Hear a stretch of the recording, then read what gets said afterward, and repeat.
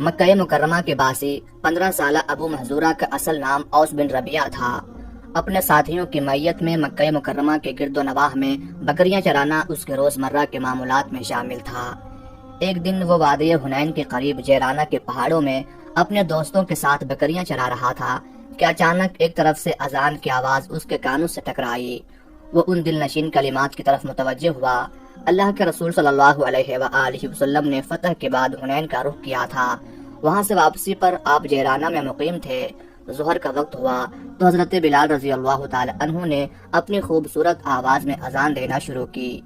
فضا کو چیرتی ہوئی یہ صدا ابو محذورہ اور اس کے ساتھیوں نے بھی سنی۔ یہ نوجوان خوش مزاج تھے۔ ابو محذورہ نے حضرت بلال رضی اللہ تعالی عنہ کی نقل اتارنا شروع کر دی۔ انہوں نے مذاق ہی مذاق میں اذان کہنا شروع کر دی۔ حضرت بلال رضی اللہ تعالی عنہ نے کہا اللہ اکبر، ابو محذورہ نے بھی کہا اللہ اکبر۔ حضرت بلال رضی اللہ تعالی عنہ مسلمانوں کے کیمپ میں اذان دے رہے تھے۔ ابو محذورہ اپنی بکریوں میں کھڑا ان کلمات کو اسی انداز میں دہراتا جا رہا تھا۔ ابو محذورہ کی آواز بڑی خوبصورت اور صاف تھی۔ خوش قسمتی اس کی راہ دیکھ رہی تھی۔ ہوا یہ کہ اس کی اذان کی آواز اللہ کے رسول صلی اللہ علیہ وآلہ وسلم تک بھی جا پہنچی۔ جب اس نے اذان ختم کی تو اللہ کے رسول صلی اللہ علیہ وآلہ وسلم نے حضرت علی اور حضرت زبیر بن عوام رضی اللہ عنہما کو حکم دیا، جس لڑکے نے ابھی ابھی اذان دی ہے اسے میرے پاس بلا کر لاؤ۔ وہ وادی کے دوسری طرف گئے اور بکریاں چرانے والے ان لڑکوں کو لے آئے۔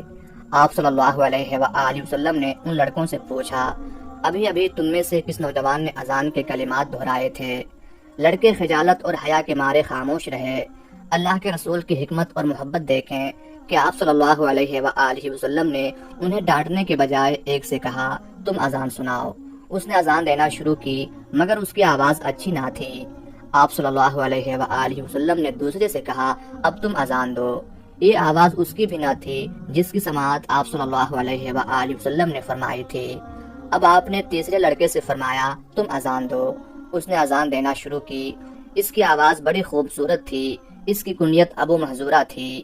اسی نے پہلے حضرت بلال رضی اللہ تعالی عنہ کی نقل اتاری تھی۔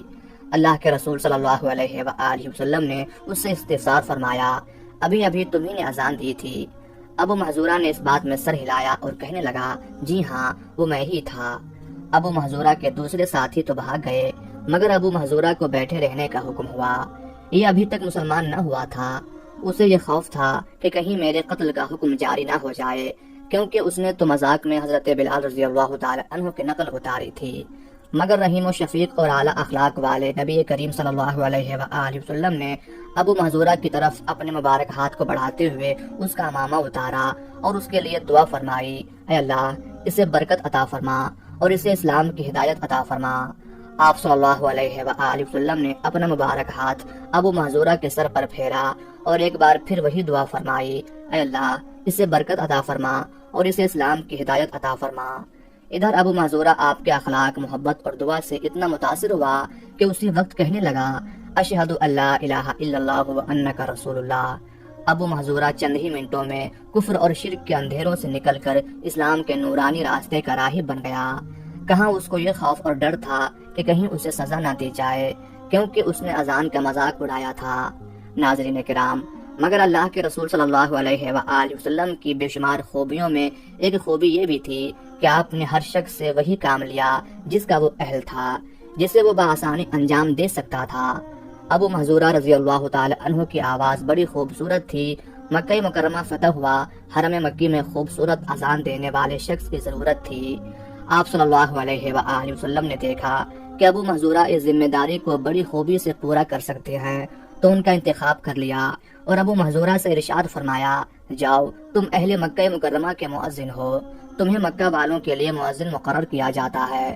ابو محذورہ رضی اللہ تعالی عنہ نے مکہ مکرمہ پہنچ کر بیت اللہ شریف میں مؤذن کی ذمہ داری سنبھال لی۔ مکہ مکرمہ کے گورنر حضرت عتاب بن اسید رضی اللہ تعالی عنہ تھے۔ انہیں ابو محذورہ رضی اللہ تعالی عنہ کے بطور مؤذن تقرر کے احکامات مل چکے تھے۔ ابو محذورہ رضی اللہ تعالی عنہ اب مؤذن حرم مکی تھے۔ ان کے لیے یہ فخر اور اعزاز کی بات تھی کہ اللہ کے رسول صلی اللہ علیہ وآلہ وسلم نے ان کے بالوں پر شفقت بھرا ہاتھ پھیرا تھا۔ انہوں نے مسرت و شادمانی کے احساس سے سرشار ہو کر یہ ذمہ داری سنبھال لی اور زندگی کے آخری سانس تک مؤذن حرم مکی رہے۔ کہاں ایک معمولی چرواہا اور کہاں اللہ کے عزت و حرمت والے گھر میں 5 نمازوں کے لیے اللہ کی طرف لوگوں کو بلانے کا منصب جلیل۔ یہ شرف و فضیلت ان کی وفات کے بعد نسل در نسل چلتی رہی اور ان کی اولاد 300 سال تک حرم مکی میں مؤذن رہی۔